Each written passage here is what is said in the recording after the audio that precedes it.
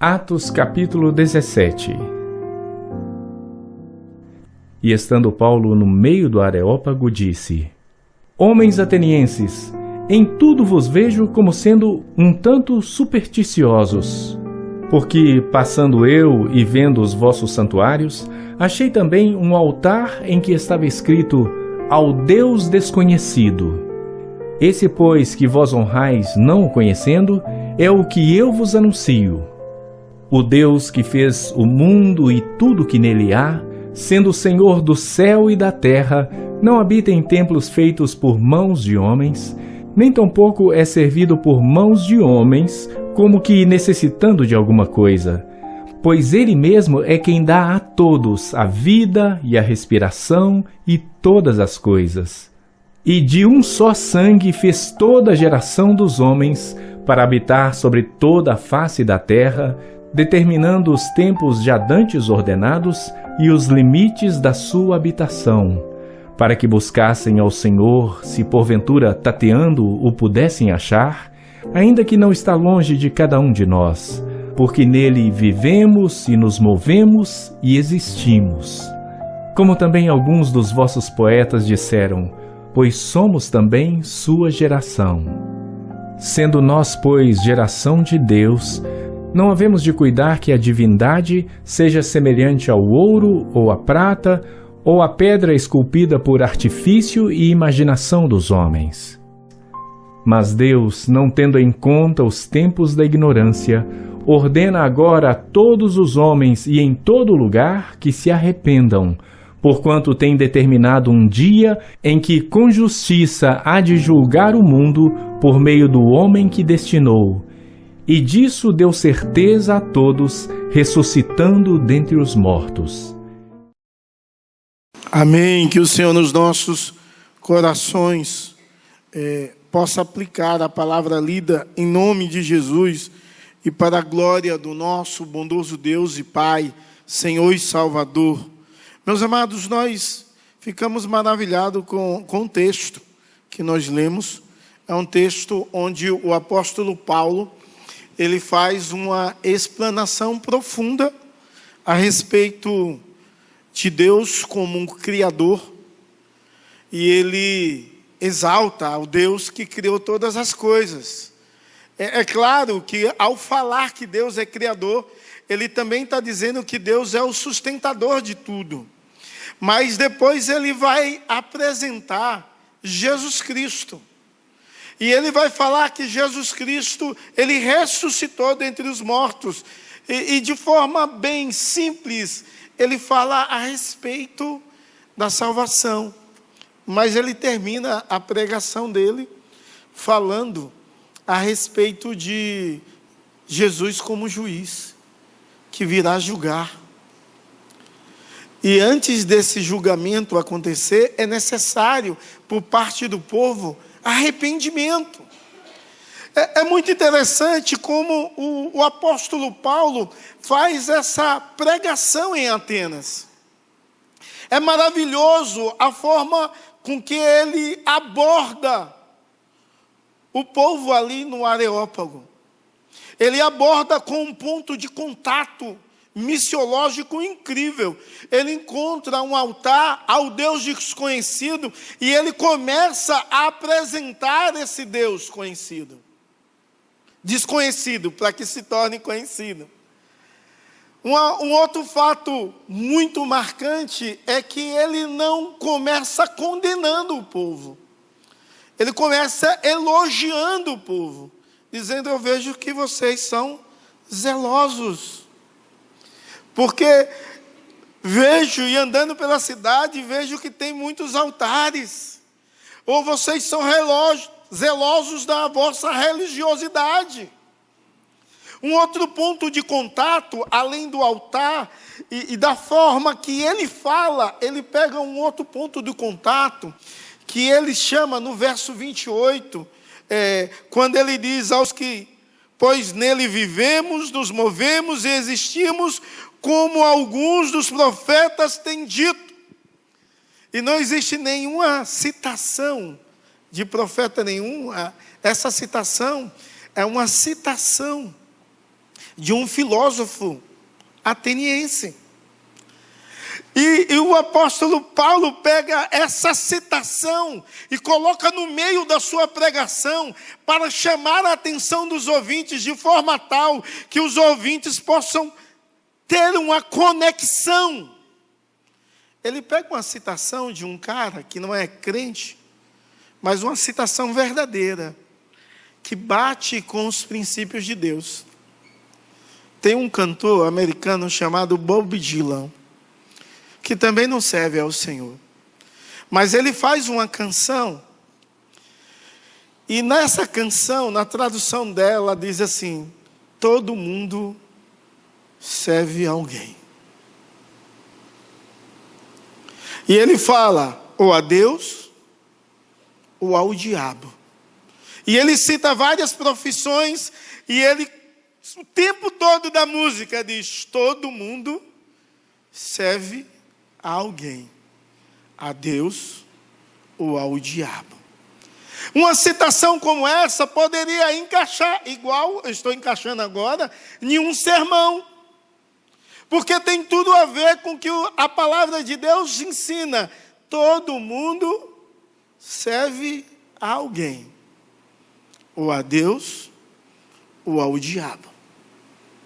Então, quando o apóstolo Paulo se refere aos profetas, porque também não só tem pessoas, pela graça comum, falam coisas que condizem com os princípios de Deus e a verdade de Deus, segundo esse verso, é declarado isso, mas tem pessoas que, pela graça comum, têm um bom entendimento da sociedade, a tal ponto que pode fazer uma profecia futura de coisa que irá acontecer. Não é profecia daquela eis que diga o Senhor, mas é através de uma análise profunda, a pessoa diz assim: daqui a tantos anos pode acontecer isso.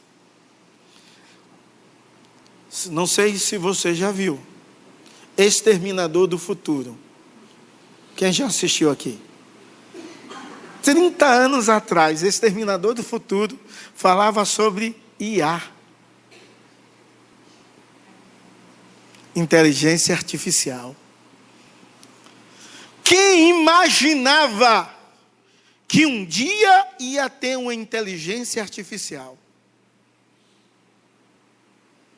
Não daquele jeito lá do filme, mas quem imaginava um negócio desse?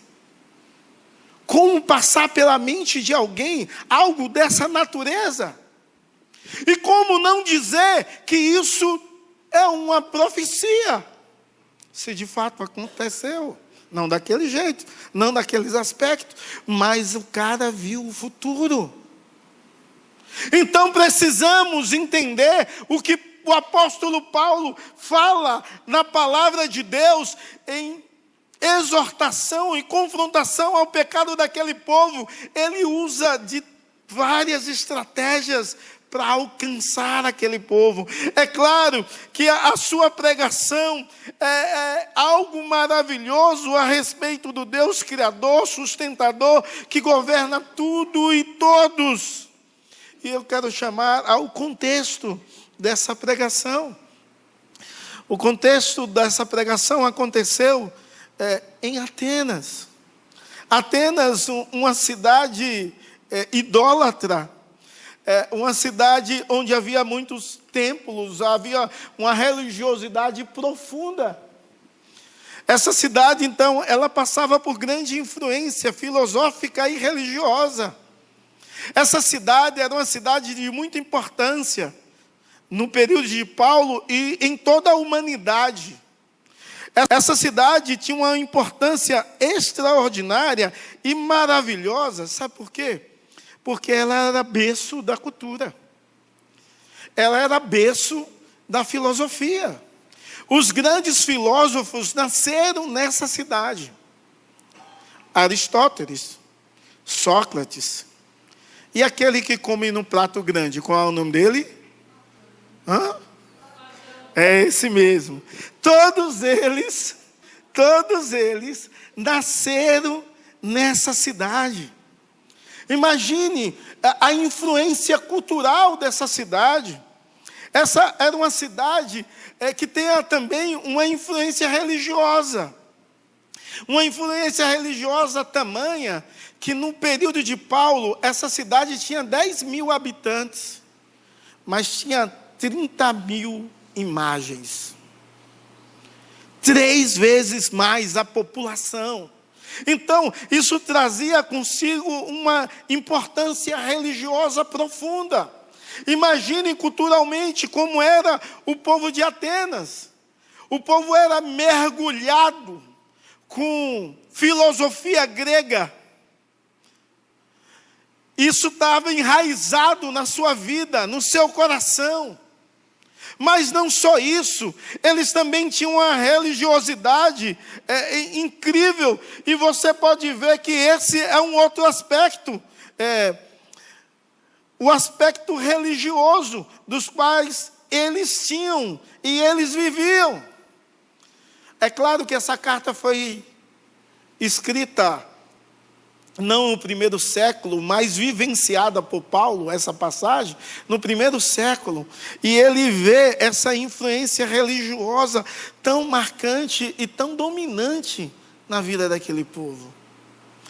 O povo respirava filosofia, mas também os cultos.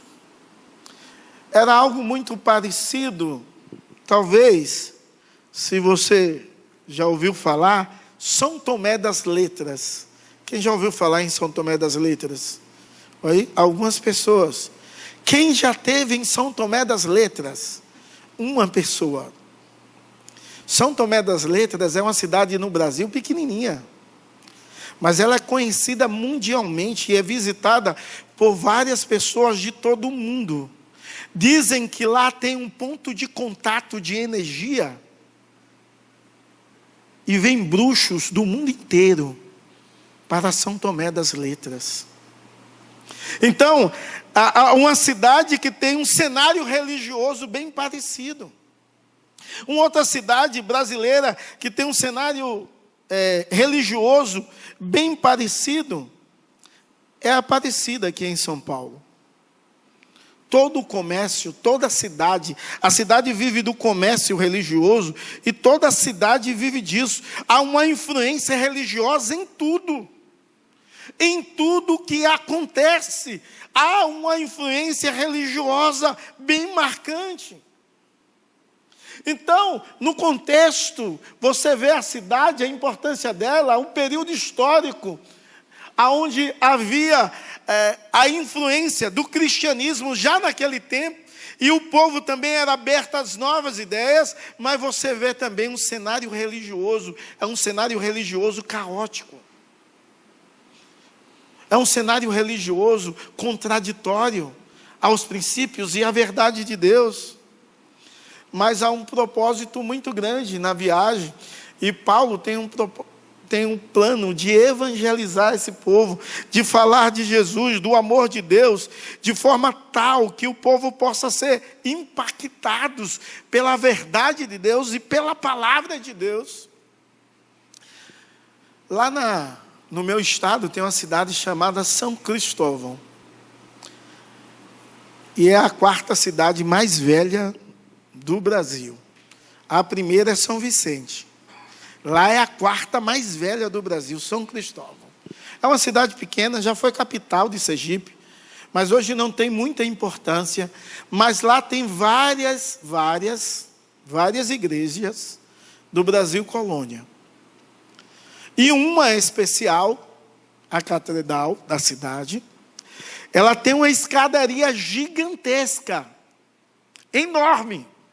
Deve ter aproximadamente uns 200 degraus. Quem já subiu 200 degraus aqui? De uma vez só. Uma glória a Deus. 204? Foi o Monte Pochá, foi? Monte Serra. Pochá não, Serra. Rapaz, 217. Então, lá nessa cidade, o povo paga a promessa E tem gente que vai para o dia do padroeiro com pedra na cabeça, andando da sua casa até a igreja. E sobe a escadaria carregando uma pedra na cabeça. Mas não é uma pedra pequenininha não, viu? É pedra grande. Tem gente que vai com o gesso de perna, porque a ideia, ou Deus curou, Deus não, ou a imagem curou, ou quer uma cura na sua perna, então carrega.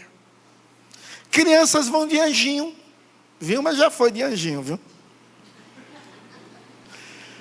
Então, há uma idolatria muito forte, reinante, dominante naquela cidade. Então, não é muito diferente dos nossos contextos, porque se você olhar para a sua cidade, você diz assim, não, mas lá havia várias imagens, lá em Atenas. As cidades que o Senhor citou, São Tomé da Letra, Aparecida ou São Cristóvão, também são cidades culturalmente idólatras, mas a nossa cidade não. Porque não tem tantas imagens. E talvez você pense assim, a nossa cidade, por exemplo, foi aprovado o Iemanjá, colocar uma estátua gigantesca ali no início da enseada. E houve tanta coisa que embarraram isso. Então aqui não tem, que barraram isso, não tem muita idolatria. Você que imagina. Porque a idolatria nos nossos dias, ela não se manifesta desse jeito. A idolatria nos nossos dias é uma idolatria, algumas vezes, velada. Eu assisti um filme que alguém me indicou, e eu vou te dizer, e o demônio aparece falando com um cara, dizendo, oferece crianças ainda hoje a Moloque. Só que não é mais nenhum ritual de sacrifício. Agora são em lugares luxuosos, em clínicas, onde mulheres fazem aborto. Mas você pode ficar pensando, eu não misturo com um negócio desse de jeito nenhum. Mas o cenário que você vive é um cenário difícil, onde as pessoas são egoístas, avarentas, amantes de si, presunçosos, enganadores, que gostam de aparecer, de ser, e buscam cada vez mais essas coisas. Nós vivemos de um cenário, de uma cidade, de uma idolatria profunda.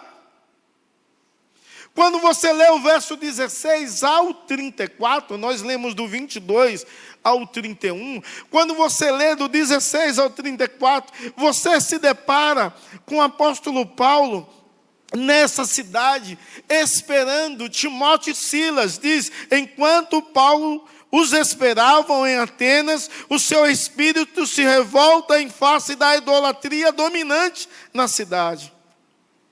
A idolatria era tão dominante nessa cidade que o espírito dele se revolta.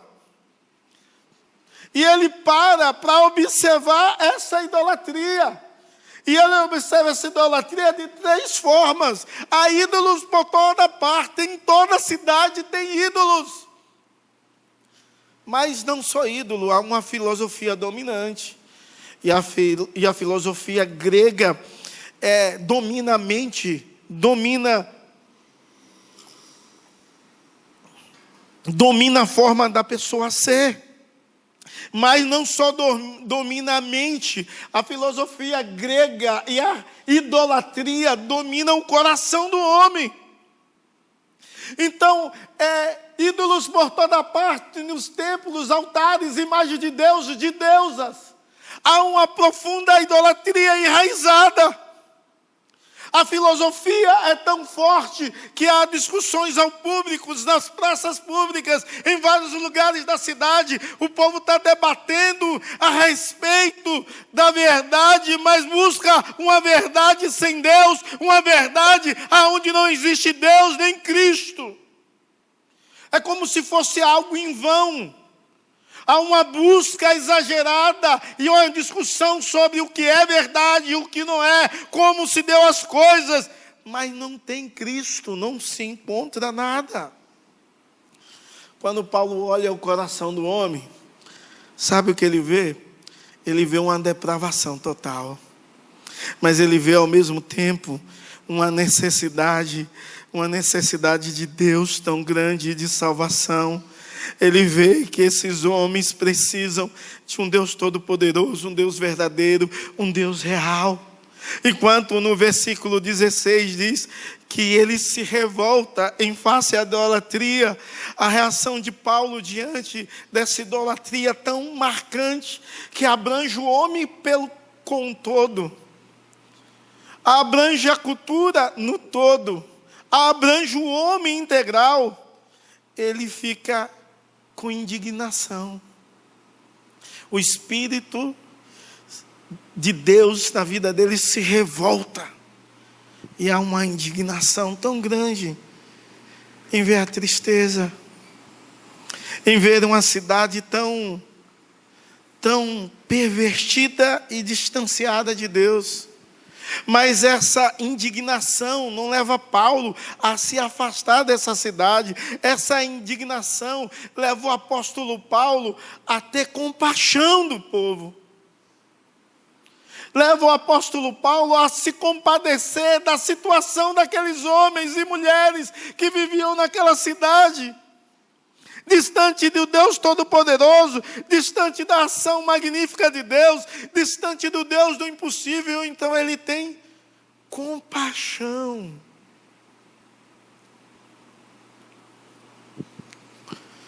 Talvez, se você for assistir algum vídeo de São Tomé das Letras, com tanto bruxos e magias e pedras, você fica indignado e você começa a falar mal, você começa a questionar essa idolatria, falar mal desse povo, mas talvez não há compaixão no seu coração. Quando você olha a idolatria da nossa cidade, talvez a situação idólatra da cidade, a busca pelo ser, o crime dominando a cidade, algumas coisas tão veladas acontecem na nossa cidade e é tão forte. Talvez há uma indignação, mas falta um senso de compaixão. E o apóstolo Paulo, ele tem uma indignação, mas ele tem um senso de compaixão pelo povo. Compaixão que o leva de uma forma tão maravilhosa a ter uma determinação. E a determinação dele é de falar nessa cidade a respeito de Jesus. Quando você lê o verso 17, por isso dissertava na sinagoga entre os judeus e os gentios piedosos, também nas praças, todos os dias, entre os que encontravam ali. Sabe o que o apóstolo Paulo fala? Ele é tão determinado, diz, essa cidade precisa de Deus. Essa cidade precisa de Deus de uma forma tão grande que eu vou falar em todos os lugares. Todas as vezes que você vê Paulo chegando em uma cidade, ele procura uma sinagoga e prega ali. E a maioria das mensagens do apóstolo Paulo é feita em uma sinagoga. Aqui não. Ele prega na sinagoga, ele prega para gentios piedosos, ele prega nas praças, e isso ele faz todos os dias. Tamanha é a necessidade daquele povo ouvir a respeito de Jesus, do Deus Criador, sustentador de todas as coisas. Isso ele faz porque ele vê naquela cidade uma oportunidade para pregar o Evangelho, para evangelizar, para falar de Cristo, para expressar o pensamento cristão. E algumas vezes nós vivemos alienado do que está vivendo a nossa sociedade, alienados da situação da nossa cidade, alienados idolatria dominante da nossa cidade. E sabe, e quando algumas vezes nós enxergamos, há uma ideia de indignação. Mas indignação sem amor é vazio. Não serve de nada um evangelho que te dá uma indignação em relação ao pecado, mas vem desprovido de amor para você estender a mão ao pecador, para você anunciar verdades que possam transformar a vida e a verdade de Jesus. Nos falta a determinação e nos falta encarar a ideia de uma oportunidade de anunciarmos o Deus Todo-Poderoso. O apóstolo Paulo compreendia que a idolatria afrontava a soberania de Deus e que a depravação humana era uma busca por satisfação nos ídolos, ou seja, aqueles homens, aquelas mulheres daquela cidade necessitavam de um Deus Todo-Poderoso, e Paulo era o agente de Deus para ensinar, para falar, para viver Cristo de uma forma extraordinária. E ele começa a discutir em todos os lugares. Você lê 17, 18, 19, o verso, e 20, e o próprio verso 21, de forma resumida, você vê que Paulo começa a falar a nova ideia que Paulo está apresentando ali, a ideia do cristianismo se torna tão divulgada, porque ele pregava nas sinagogas a gentios piedosos, ele pregava nas praças, e isso ele fazia todos os dias, de tal forma que foi se propagando na cidade, e levaram ele para o Areópago, para que aquela discussão acontecesse no centro cultural da cidade, aonde todos os pensadores, todos os filósofos daquela cidade pudesse ouvir, debater, questionar, perguntar a respeito daquela nova ideia que estava sendo propagada. E eu quero chamar a sua atenção para o discurso de Paulo no Areópago, porque Paulo proclama o Deus verdadeiro a partir do Deus desconhecido. Eu chamo a sua atenção ao verso 22, que diz assim: então Paulo, levantando-se no meio do Areópago, disse: senhores atenienses, em tudo vos vejo acentuadamente religiosos. Sabe, Paulo introduz a sua palavra com respeito e com firmeza.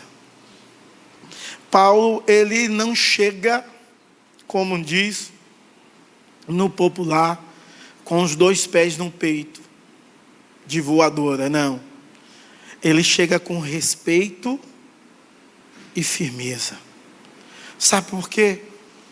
Porque o que faz uma pessoa buscar idolatria, e eu estou falando de quem não conhece Deus, porque os idólatras cristãos, crentes evangélicos, não pode ser por isso. Os idólatras evangélicos deveriam ter vergonha de carregar o nome de Cristo.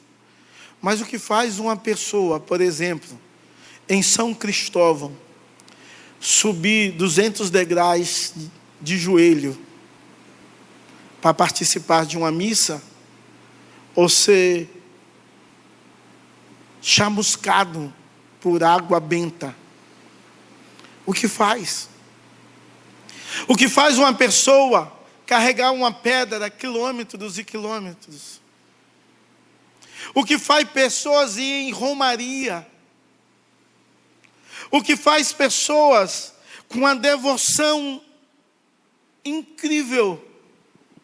O que faz os atenienses com tantos deuses e com tantas imagens? Sabe o que eles fazem?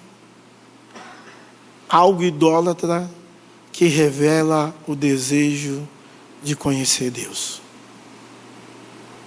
Mas eles não sabem como encontrar Deus. Revela algo idólatra, mas um desejo de conhecer Deus e de agradar a Deus e de se relacionar com o sagrado, de ter uma relação com a divindade. E o apóstolo Paulo compreende isso, então ele introduz com respeito e com firmeza, elogiando aqueles homens, respeitando a religiosidade deles. Uma vez, numa aula de seminário, um professor disse assim: se você chegar de forma dura em uma pessoa espírita ou macumbeira, e você despejar de forma grosseira e dura uma pessoa que nasceu e cresceu naquele tipo de religiosidade, a pergunta é: o que você oferece para sustentar a vida dessa pessoa que foi sustentada a vida inteira pela uma mentira, e você está tirando de uma vez só? Isso leva a um caos na vida do indivíduo. O que você oferece? Algumas vezes nós, como crentes antigos, pregávamos duramente, sem oferecer algo necessário para a reconstrução da vida do outro. Algumas vezes apontava o pecado, mas não sabia falar do Deus da graça, do Deus do amor, do Deus do perdão, do Deus da paz. Então, o apóstolo Paulo, ele não faz isso. Ele leva o ensino de forma progressiva, apontando o Deus desconhecido como Deus criador de todas as coisas, para que eles pudessem entender que Deus é criador. E ele enfatiza a criação, mas a dependência de Deus, porque quando Deus é o Deus que criou tudo, Ele não deixou tudo ao léu, Ele sustenta todas as coisas, e se Ele sustenta todas as coisas, nós somos dependentes desse Deus Todo-Poderoso. Quando você lê o verso 24, ele diz assim: um Deus que fez o mundo e tudo que nele existe, sendo Ele Senhor do céu, da terra, não habita em santuário feito por mãos humanas. Ou seja, ele apresenta o Deus Criador e coloca os ouvintes na posição de dependentes desse Deus. Nós dependemos de Deus em tudo, e o que o apóstolo Paulo está ensinando é que precisamos depender de Deus. E ele começa a bater a idolatria ainda no verso 24, falando do Deus universal. Ou seja, do Deus que todo o mundo está, e todo o universo está sob o domínio dele. Aí ele diz assim: Deus confinados em templos. 24 diz: Deus não habita em templos feitos por mãos humanas. Aqui ele está questionando a idolatria, dizendo: olha, vocês têm muitos templos, há muitos deuses, mas o Deus do universo não habita em santuário feito por mãos humanas. Ele entende isso, ele está ensinando essa verdade, ele está chamando o povo até essa compreensão, que tudo aquilo que eles estão fazendo, todas as imagens, todos os templos, não serve de nada, porque o Deus do universo, o Deus do universo, não habita em templos feitos por mãos humanas. Eu chamo a sua atenção para o verso 27, onde ele vai falar a respeito da ignorância humana. Ele diz assim: para buscares a Deus, se porventura tateando o possam achar, bem que não está longe de cada um de nós. Ele apresenta a ignorância humana. Ele fala aqui no verso 27 que a busca humana pela verdade que tantos atenienses buscavam era incompleta. É como eles estivessem cegos, tateavam não conseguia achar a verdade plena, porque faltava algo. E isso é algo incompleto. O que Paulo está ensinando é sobre o que falta. Sabe, toda aquela manifestação de idolatria era um tatear querendo conhecer Deus. E Paulo expressa isso. A verdade que vocês buscam é uma verdade incompleta. Ela é revelada em uma pessoa. Ela é revelada em Jesus, o Deus Todo-Poderoso, o Deus do impossível. Ela é revelada em Cristo Jesus, o nosso Senhor. E quando ele fala de Cristo, ele fala da ressurreição. Verso 31 diz assim: porquanto estabeleceu um dia que há de julgar o mundo com justiça, por meio de um varão que destinou e acreditou diante de todos, ressuscitando dentre os mortos. Quando ele fala de Cristo, ele fala da ressurreição de Cristo, que é o centro da sua mensagem. E ele estava revelando o Deus desconhecido em Cristo. Ele estava revelando a verdade que o povo tanto necessitava em Cristo. O Cristo ressuscitado. E quando ele fala a respeito dessa verdade, é como o versículo 31 viesse antes do 30, ele fala de Cristo e do Deus que vai exercer o seu juízo.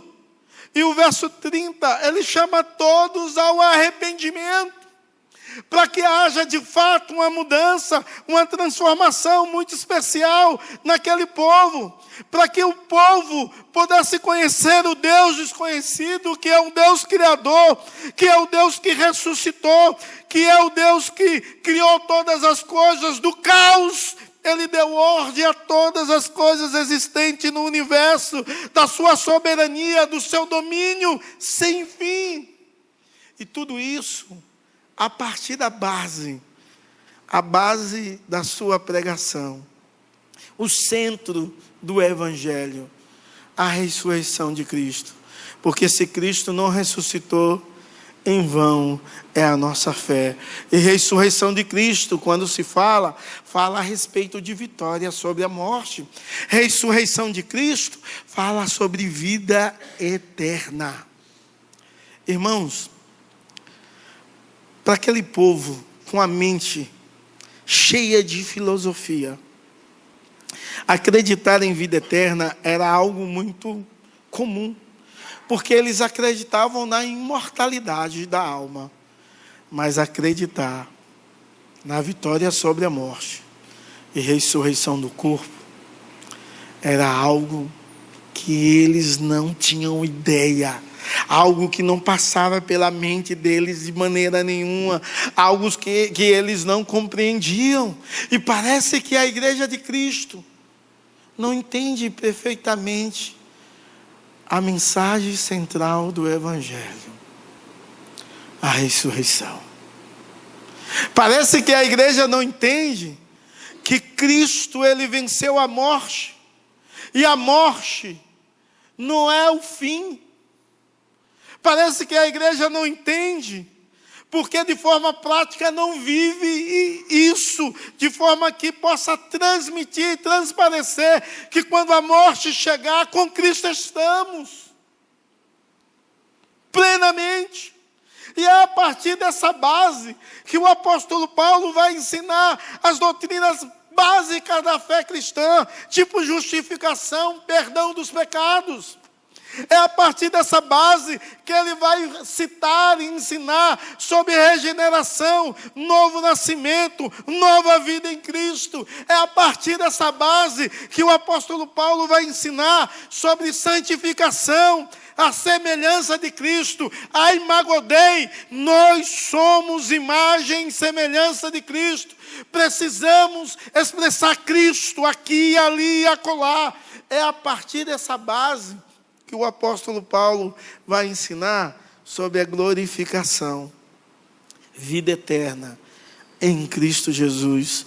E nós, como povo de Deus, precisamos, em nome de Jesus, pregar e ensinar as verdades da palavra de Deus. Diante de tanta verdade exposta a respeito do Deus Criador, sustentador, a respeito da ressurreição de Cristo, a respeito do julgamento, a respeito da vida eterna, os ouvintes precisavam tomar uma posição.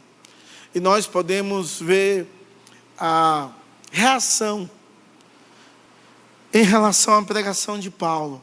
E a reação de alguns foi aceitar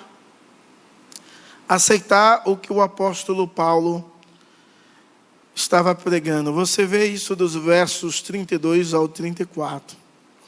Exatamente o 34. Houve, porém, alguns homens que se agregaram a eles e creram. Entre eles estava Dionísio, o Areopagita e uma mulher chamada Damaris, e com ele outros mais. A aceitação. Uma outra reação é rejeição. E a rejeição está aí no verso 32. Quando ouviram falar da ressurreição de mortos, uns escarneceram, outros disseram: a esse respeito ouviremos em um outro momento. Uma outra reação é resultados diversos, mas sendo tanto uma como outra reação. Tanto na primeira, nós precisamos entender que é uma ação do Espírito Santo, tocando, para que a pessoa possa entender e reconhecer a verdade do Evangelho. A graça de Deus operou no coração daqueles homens, de forma tremenda e profunda. A reação a respeito do que os zombam, do que rejeita a mensagem, demonstra a depravação, o quanto o homem está distante, está cego, está longe de Deus, está morto nos seus delitos e pecados. Mas é importante a igreja saber que a soberania de Deus, o nosso Deus, permite que aconteça rejeição. E os resultados diversos. A pregação de Paulo teve resultados mistos. Alguns se convertem, outros permanecem na incredulidade. Em outras pessoas é despertado o interesse de ouvir outro momento. A salvação é pela graça somente. É só Deus que salva. É só Deus que opera, tanto querer e como realizar. Mas diante da ação de Paulo, que nós já vimos, a ação dele no início da mensagem, deveríamos nós, diante de um texto como esse, ter uma ação que pudesse glorificar a Deus, exaltar a Deus e viver o nosso chamado de forma prática.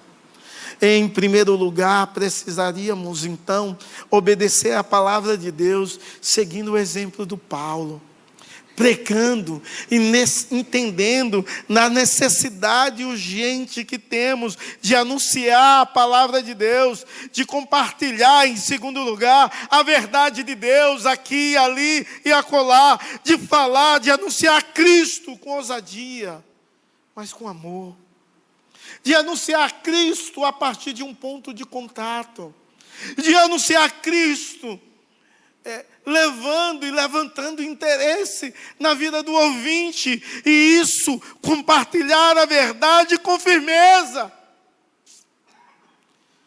Precisávamos então, diante dessas verdades a respeito da prática de Paulo, orarmos de forma fervorosa, pedindo a Deus que possa nos usar como instrumento dele, pedindo a Deus que venha nos dar direção para anunciar aos nossos amigos, aos nossos vizinhos, aos nossos conhecidos, e a quanto mais precisarem de ouvir a verdade do Evangelho.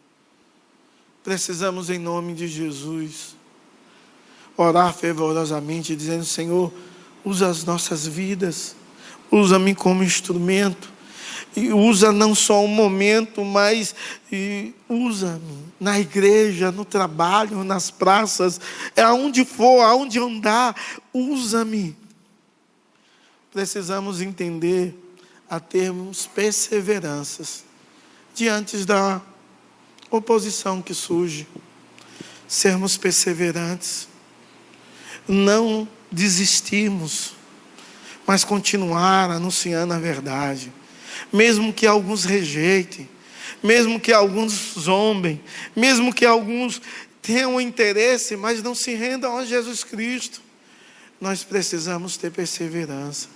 E tem muita gente que parou de evangelizar, até os da sua própria casa. Que Deus tenha misericórdia e nos ajude a vermos o ponto de contato e anunciarmos o Deus desconhecido, para que Ele se torne conhecido através de mim e na vida do outro. Que a imagem de Deus seja refletida claramente e plenamente restaurada pelo Senhor e Salvador Jesus Cristo. Talvez como igreja de Jesus Cristo, você é alguém que vem, entra no culto, ouve a palavra, algumas vezes é desafiado pela palavra, e você diz assim, isso é certo, mas você não faz nada. E Deus não deseja que você viva assim. E algumas vezes nós colocamos tantas desculpas. Eu já sou de idade, eu não sei falar. Sabe? Deus chama um homem que historicamente diz que ele já era bem idoso, para que o seu ministério seja muito maior do que todo o ministério dele até a velhice, chamado João, depois que escreve Apocalipse, inspirados por Deus. Eu não sei falar de forma correta. Deus chamou Moisés e ele dizia, eu sou gago. Sabe, Deus quer te usar. Precisamos orar hoje dizendo, Senhor, usa-me. Coloca palavras na minha boca. Me dá direção. Me ajuda a ensinar de forma correta, onde o Senhor se torne conhecido ao ouvinte. Em nome de Jesus. E para a glória do Senhor. Baixe sua cabeça. Ore ao Senhor nesse instante. Converse com Deus Todo-Poderoso. O Deus do impossível, verdadeiro, que está aqui entre nós, que deseja que eu e que você possamos anunciar a verdade em amor. Precisamos ter criatividade e sabedoria do alto para ensinar essa verdade, evangelizar e anunciar e ensinar Cristo. E parece que a igreja não tem atentado para essas verdades de Deus e para os desafios dos quais Deus nos faz. Senhor Deus, tem misericórdia, Deus, porque muitas vezes, Deus, como teu povo, Pai, não estamos, Deus, preocupados, Deus, com o teu reino, com o teu evangelho, com a tua verdade, com a idolatria dominante. Muitas vezes nós não há revolta no nosso coração ao olharmos essa sociedade, mas também muitas vezes não há compaixão, não há determinação, não aproveitamos as oportunidades e o tempo passa cada vez mais e cada vez mais a sua igreja para de fazer a tua missão. Tem misericórdia, ó Deus, do teu povo.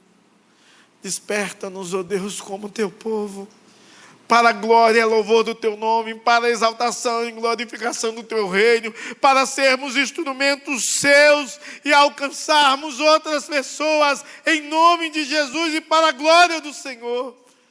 Senhor Espírito, desperta o teu povo, Pai, a te amar, a te adorar, a te servir, a anunciar a tua verdade, em nome de Jesus, porque há tanta gente na nossa sociedade tateando, querendo encontrar a verdade, mas buscando e procurando no lugar errado, uma verdade incompleta, Pai.